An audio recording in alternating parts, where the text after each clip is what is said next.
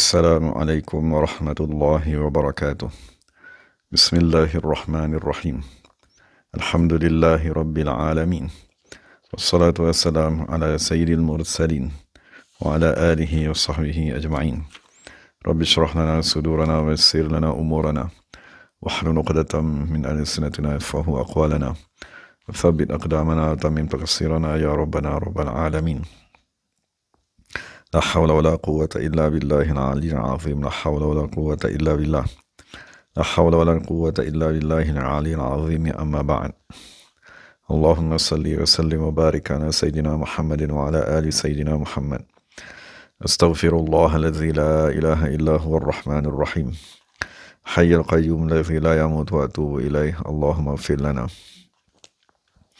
Alhamdulillah, kita bersyukur kepada Allah Subhanahu wa taala kerana dapat sama-sama dalam pengajian kitab hadis 40 yang dikarang oleh Imam Nawawi radhiyallahu anhu wa nafa'ana bi ulumihi wa ja'alana minal mukhlisin bi qiraatih.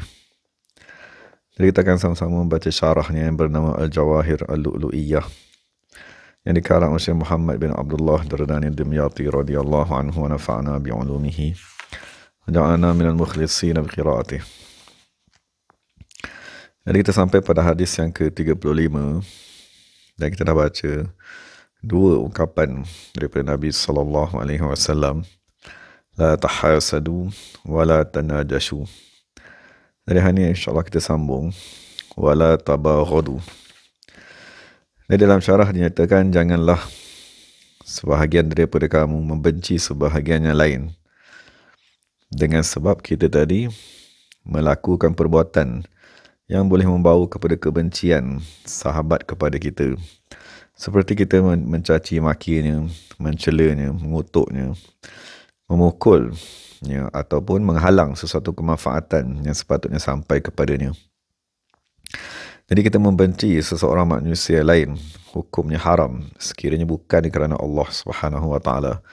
Tapi sekiranya kita membenci seseorang kerana Allah Subhanahu wa taala, iaitu sekiranya kebencian tersebut disebabkan oleh maksiat yang dia lakukan, maka kebencian tadi tidaklah diharamkan. Bahkan kebencian tadi menjadi satu kewajipan. Bahkan ini menjadi salah satu daripada tanda kesempurnaan iman. Kerana hadis daripada Nabi Muhammad SAW, siapa yang mencintai seseorang kerana Allah, atau membenci kerana Allah, atau memberikan sesuatu semata-mata kerana Allah, ataupun menghalang, tidak memberikan semata-mata kerana Allah, faqad istakmala al-iman, sesungguhnya dia telah menyempurnakan keimanannya. Dan salah satu nasihat penting daripada penulis, dia kata jangan sekali-kali kita menghina orang yang melakukan maksiat. Bahkan yang dituntut di atas kita ialah mengingkari perbuatan maksiatnya, melarangnya daripada melakukan perkara yang menyalahi ajaran syarak. Diriwayatkan daripada Syekh Ali Khawas radhiyallahu anhu, dia berkata, permusuhan kami dengan perbuatan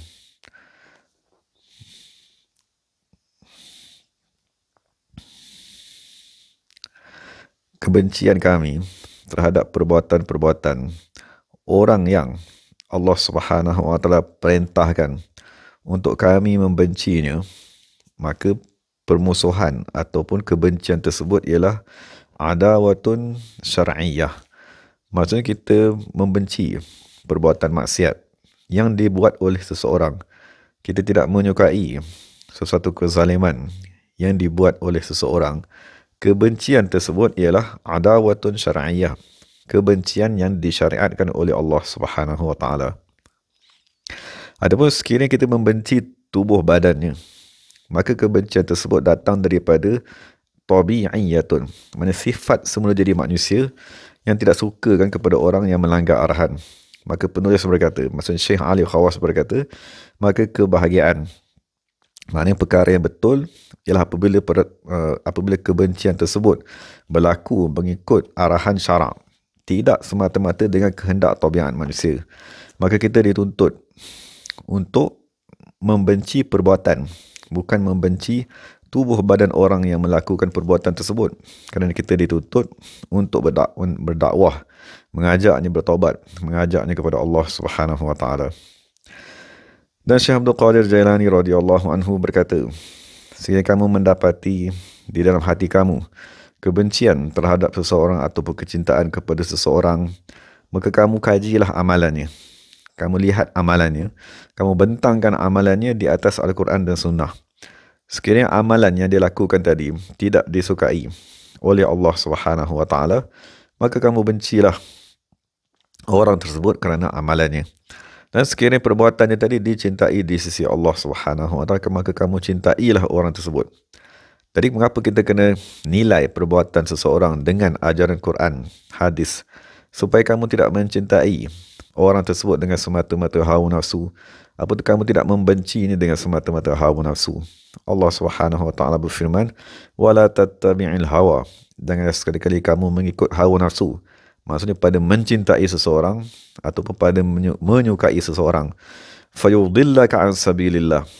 Kerana dia akan menyesatkan kamu daripada jalan Allah Subhanahu Wa Taala. Maka hari ini ramai orang yang mengagungkan, mengidolakan seseorang kerana kehendak nafsunya, kerana dia tadi mempunyai suara yang sedap, atau dia tadi ialah seorang artis, atau dia ialah seorang pelakon, atau mempunyai orang yang kaya dan seumpamanya. Jadi kesemua itu menyebabkan kita tertarik kepada jalan yang terpesong daripada jalan Allah kerana kita mencintai dengan sebab hawa nafsu. Imam Abdul Wahab Sya'rani radhiyallahu anhu berkata, hakikat kecintaan kerana Allah Subhanahu Wa Taala ialah kecintaan tersebut tidak bertambah sekira orang tadi berbuat baik pada kita, dan kecintaan tersebut tidak akan berkurang dengan orang tadi tidak melakukan kebaikan kepada kita. Maksudnya apabila kita cinta kepada seseorang semata-mata kerana Allah, ketika dia tadi mempunyai kemampuan, dia berbuat baik kepada kita, kita tetap mencintainya. Dan sekiranya dia dalam kesusahan dan dia menjauhkan diri atau dia tak mampu menolong kita, maka kita kekal mencintainya kerana Allah Subhanahu Wa Taala, bukan kerana kebaikan ataupun sesuatu perkara yang lain.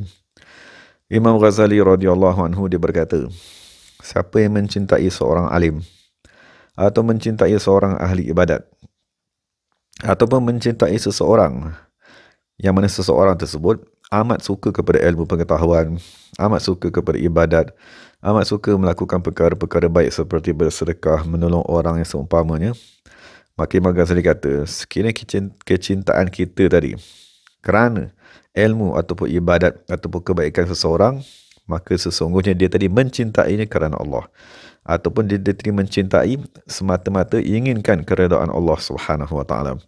Jadi itu maksud cara untuk kita mengetahui sekiranya kita cinta orang tadi kerana mukanya cantik. Dan itu bukan sebab ilmu, ataupun bukan dengan sebab ibadat, ataupun bukan dengan sebab kebaikan, ataupun kita cinta dengan sebab hartanya, ataupun suaranya, ataupun lakonannya. Maka Imam Ghazali kata perkara tersebut terkeluar daripada ilmu, ibadat dan kebaikan. Maka kecintaan tersebut tidak dihukumkan mencintai kerana Allah.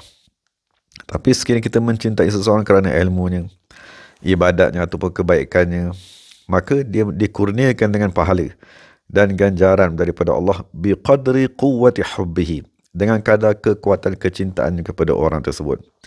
Jadi salah satu ibadat yang kita usahakan dan ibadat tersebut diberikan ganjaran ialah semata-mata mencintai seseorang kerana Allah Subhanahu Wa Taala. Kecintaan itu sendiri diberikan ganjaran dan pahala di sisi Allah Subhanahu Wa Taala. Itulah ungkapan ketiga daripada Nabi Muhammad SAW, la tabaghadu, jangan kamu saling benci-membenci. Kemudian ungkapan keempat ialah Nabi, dan setengah ulama berkata makna la tabaghadu ialah janganlah kamu tadi mencampakkan permusuhan dan kebencian di kalangan orang Islam. Maka perkara tersebut ialah larangan daripada menjadi batu api, iaitu memindahkan percakapan sebahagian manusia kepada sebahagian yang lain dengan tujuan untuk merosakkan hubungan di antara mereka. Maka perkara tersebut, maksudnya menjadi batu api ni, muharramatun ijma'an, diharamkan secara bersepakat oleh semua ulama. Maka wajib ke atas setiap orang yang disampaikan kepadanya cerita keburukan terhadap orang lain.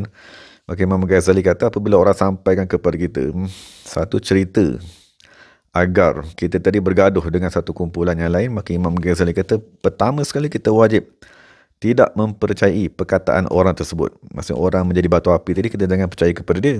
Dan kedua, kita kena melarangnya daripada perbuatan tersebut, menyampaikan berita-berita, melaga-lagakan manusia, mengapi-ngapikan. Dan ketiga, kita kena membenci orang tersebut kerana Allah Subhanahu Wa Taala, kerana dia melakukan perkara yang amat haram. Dan yang keempat, jangan sekali-kali kita menyangkakan jangan kita menyangka buruk kepada orang yang diceritakan kepada kita tadi. Maksudnya datang seorang menceritakan kepada kita tentang Zaid, mengutuk awak di belakang ni seumpama, maka jangan kita sangka buruk kepada Zaid tadi. Dan jangan pula, yang kelima, memang kita jangan pula kita tadi pergi menyiasat. Betul tak apa yang disampaikan kepada kita tadi? Dan yang keenam, jangan kita pula menyampaikan cerita yang disampaikan oleh batu api tersebut, kita pergi sampaikan pula kepada orang lain. Itu 6 perkara. Dan Imam Ghazali kata, sekiranya ada orang menyampaikan kepada kita berita yang boleh melaga-lagakan diri kita dengan kumpulan yang lain ataupun kumpulan-kumpulan umat Islam, maka hendaklah kita melakukan 6 perkara tersebut. Imam Abu Hasan Syazili radhiyallahu anhu berkata, sekiranya seseorang menyampaikan kepada kamu satu cerita yang berkaitan dengan salah seorang kawan kamu, cerita yang tak baik, maka kamu katakanlah kepada orang yang cuba merosakkan hubungan kamu dengan kawan kamu tadi, katalah kepadanya, ya haza, wahai manusia, daku terhadap persahabatan saudaraku dan terhadap kecintaannya kepadaku ala yaqinin, atas keyakinan yang amat sangat. Tetapi apa yang kamu cakapkan kepadaku sekarang ialah sangkaan semata-mata, yang aku tidak akan meninggalkan keyakinan yang ada pada diriku dengan semata-mata sangkaan yang kamu datangkan kepadaku. Maksud kita jangan sekali-kali mendengar ataupun mempercayai golongan yang cuba merosakkan hubungan antara kita dengan sahabat-sahabat kita, orang yang baik dengan kita dan seumpamanya.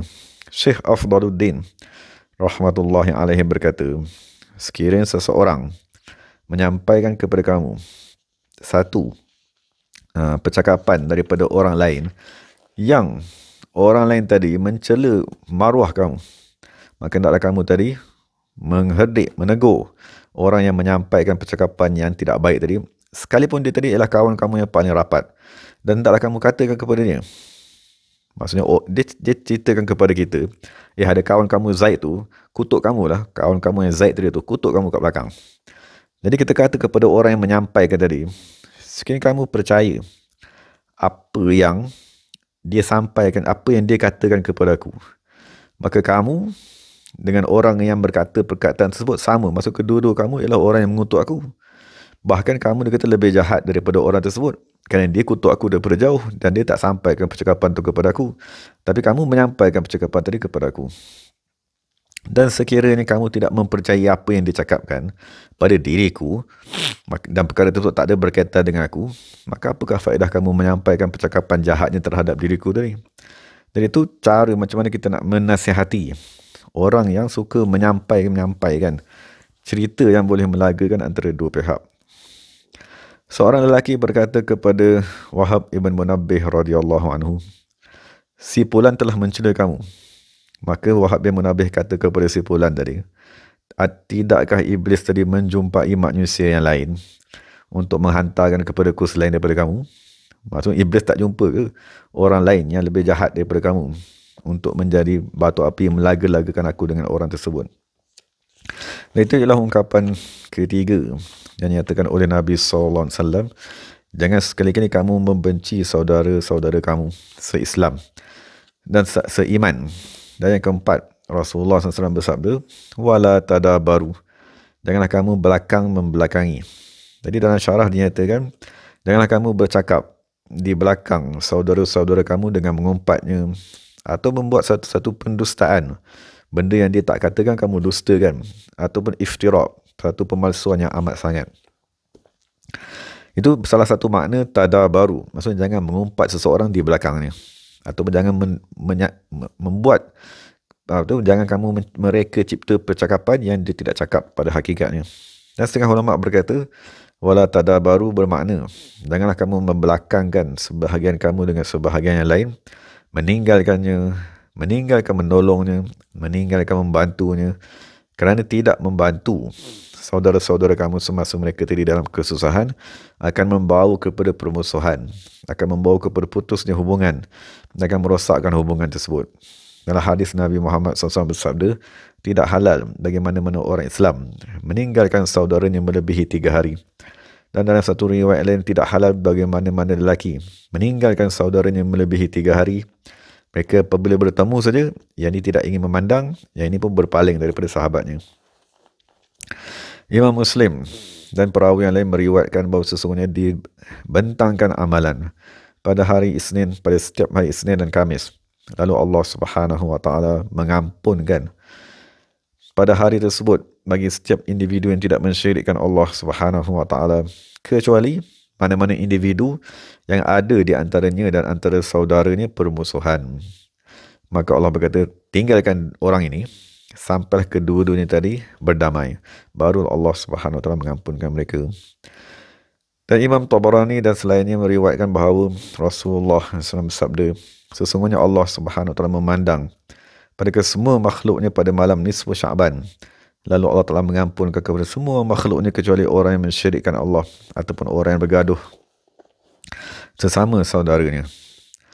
Dan dalam syarah dinyatakan harus kita meninggalkan berhubung dengan seseorang sekiranya ada tujuan yang dibenarkan oleh syarak.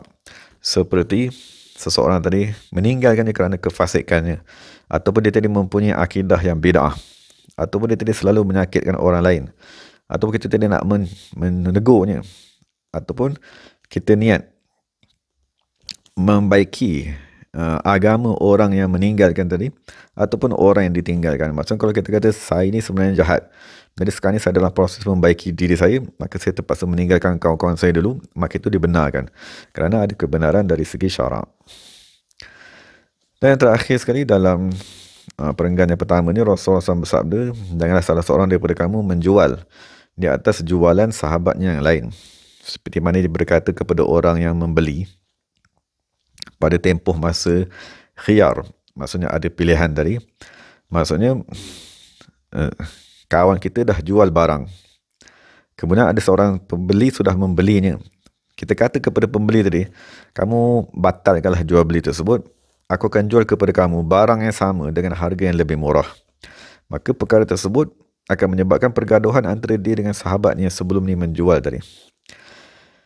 Dan begitu juga kita membeli atas belian seorang yang lain, seperti mana kita berkata kepada penjual di zaman waktu khiyar tadi, wahai penjual, ni terbalik. Kita kata pula pada penjual, kamu fasahkanlah akad tersebut, aku akan beli daripada kamu dengan harga yang lebih mahal daripada kawan aku beli tadi. Maka kedua-dua keadaan tadi ialah perkara yang diharamkan, kerana perkara tersebut akan menyebabkan al-iza, menyakitkan saudaranya, al-mujib, yang akan menyebabkan kepada permusuhan dan kebencian.